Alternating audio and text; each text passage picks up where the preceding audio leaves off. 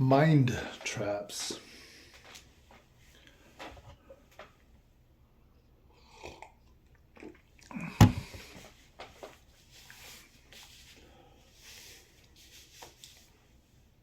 Let's talk about mind traps. In this case in particular, we'll talk about cigarette addiction. Cigarettes, tobacco cigarettes, Addiction, not habit.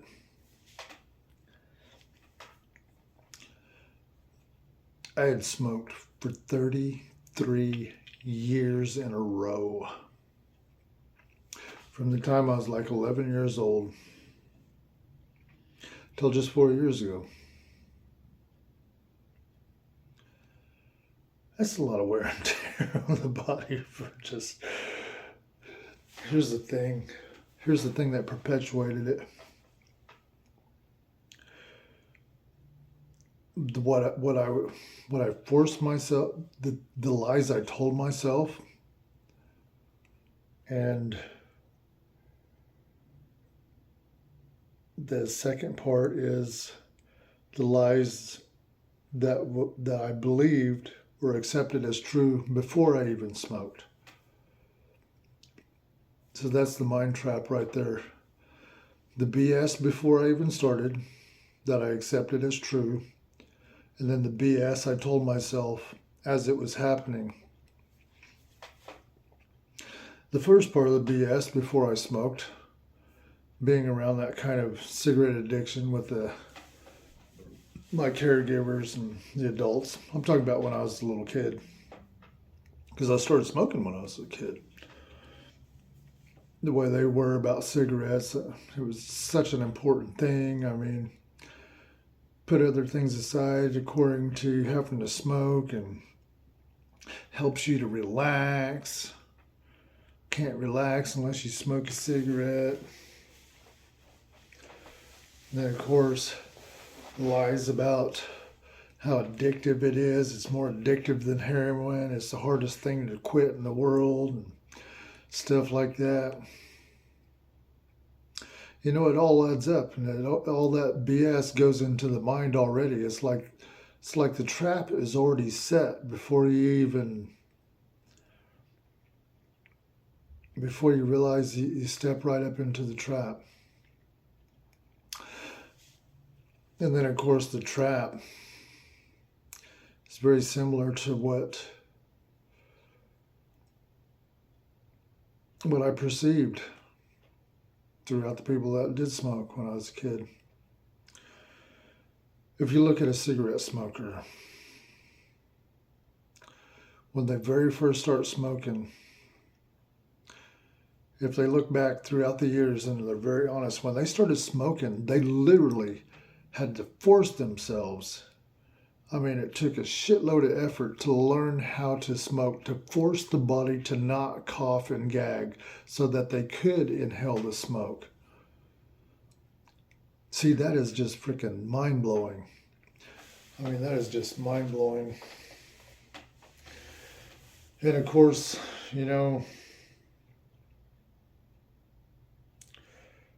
that right there, that goes along with other addictions that aren't cigarettes.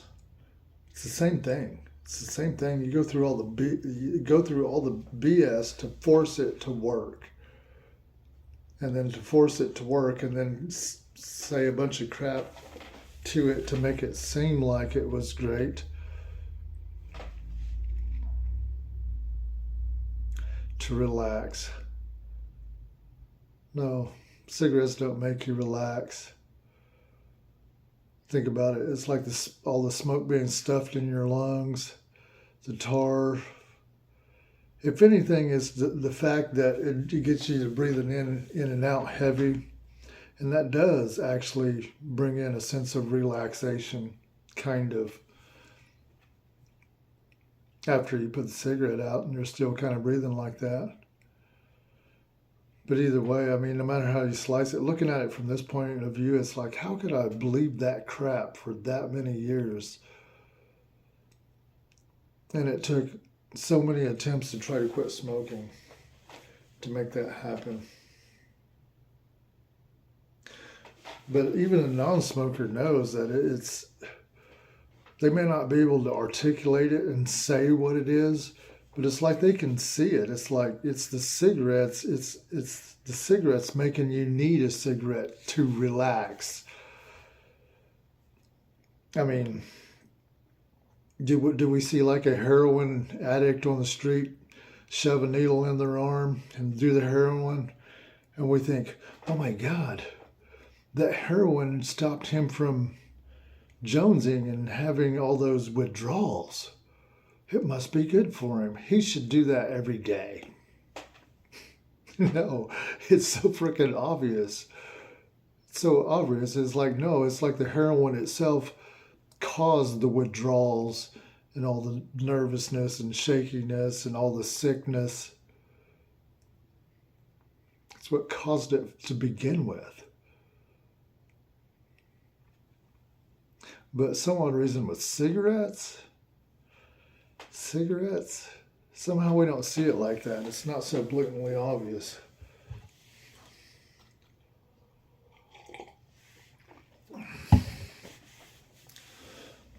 But what gets me is the fact that it's like, what else? What else? Not just cigarettes, not just about drugs, not just about alcoholism or anything else like that. But what else, really? What else pertaining to life? Accepted as truth when it doesn't really match reality. But yet when you get a bunch of people together or a bunch of people around that believe and think the same way, you'll never see it. You'll never see it. You'll never find your way out of it. Never find your way out of it. Be stuck in it. Be stuck in it and stuck in it. Just can't get out. Just cannot get out. And not knowing why.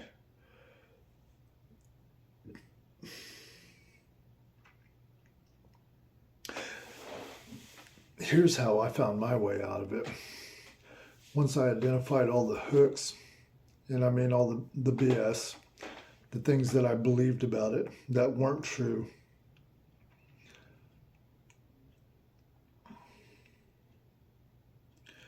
And the thing that always kept me failing was my mind, the way my mind would think.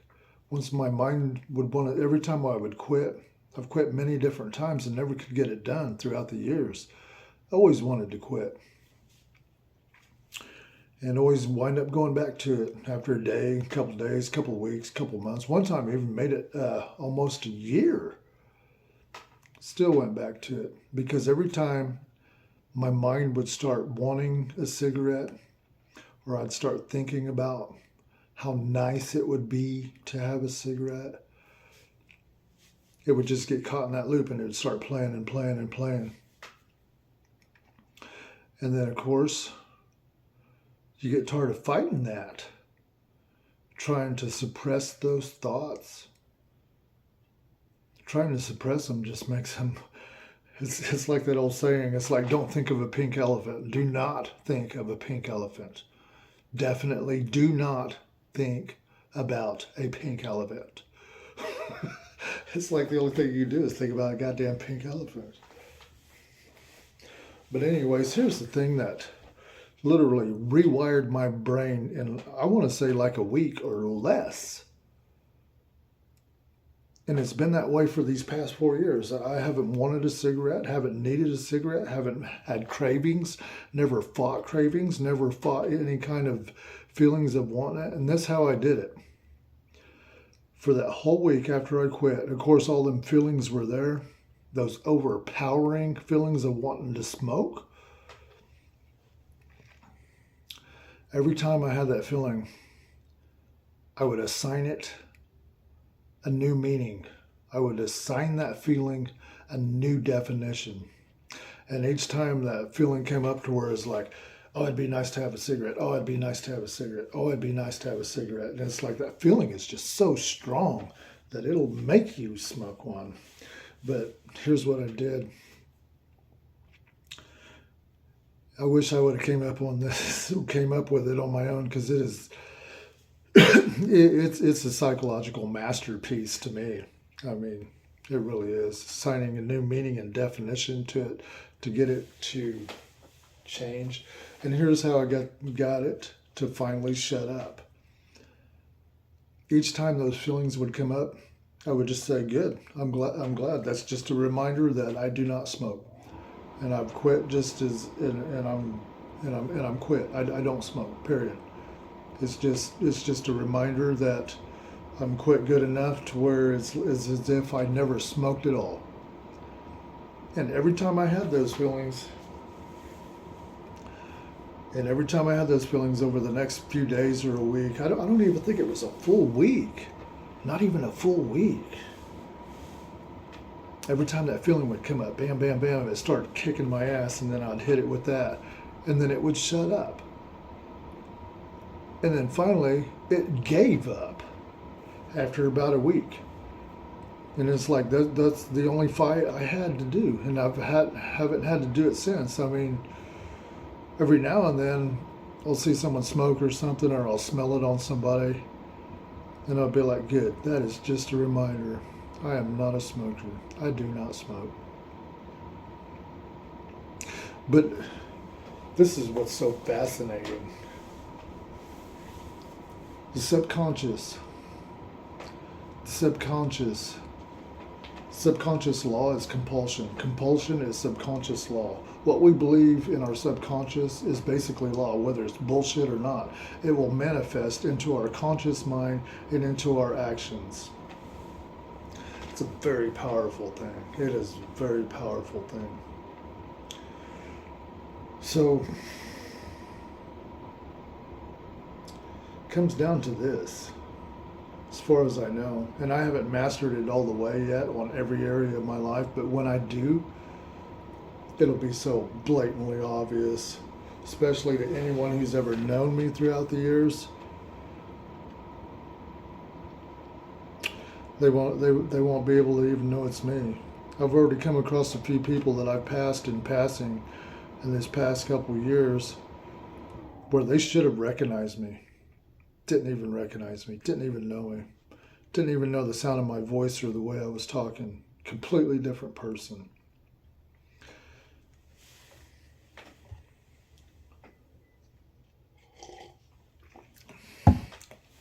So it comes down to this: assigning a new meaning and a new definition to those subconscious feelings. Because see, subconscious speaks in feelings. What it does is it makes us feel a certain way, and then we act accordingly to what's in that subconscious hardware. That goes up into the software, the conscious mind.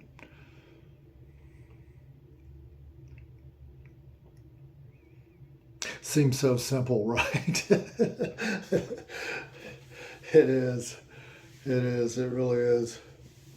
You know, to this day, I think the greatest accomplishment I ever did is not make $1 million, not buy a mansion on lakefront property, or take the family on some African safari Congo thing or something like that. No.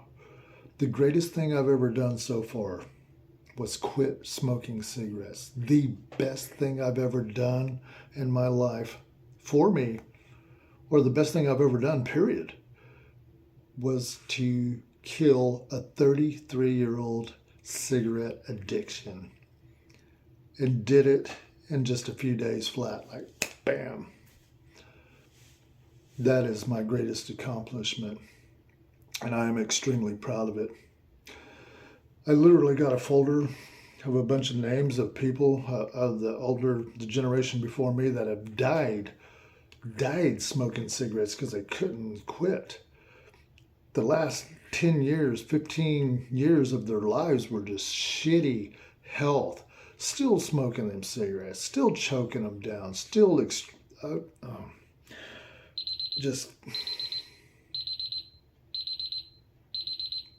To me, that's just, it's such a dishonorable death. It's like you're killing yourself on a addictive drug that doesn't even really get you high, expensive, it obviously tears your health down, wastes your money, it stinks.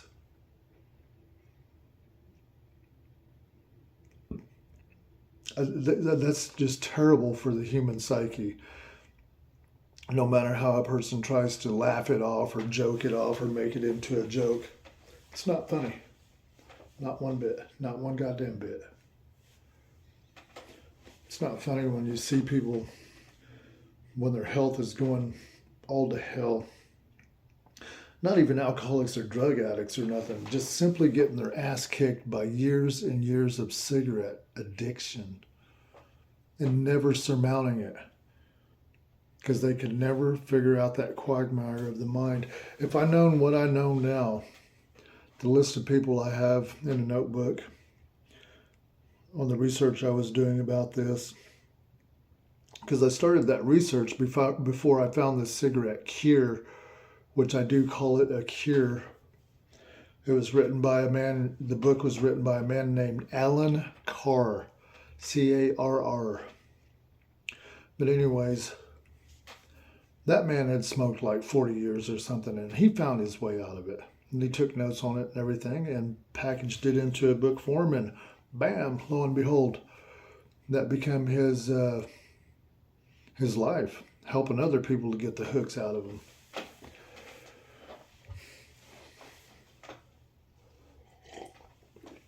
Anyways, that's one thing I've manifested in these past 6 years. It was 6 years ago I wrote down on one of my goals is to quit smoking for good. Didn't know how. Knew it was vaguely possible. Had no idea. Already felt in all the quit smoking products out there multiple times over. And using them correctly according to their directions. And calling the 1-800 helplines, because they all have 1-800 helplines. You can call 24 hours a day and talk to a counselor. And yeah, it'll talk you out of it sometimes, but it doesn't keep you safe from that loop, because they don't know about that loop either. And that's to assign it with a new definition. It'll only shut up if you assign it with a new definition. New definition, assign it a new meaning. So, anyways, I thought that conversation was actually going to go somewhere else, but apparently it stayed on the cigarette thing. We're at 18 minutes into this video.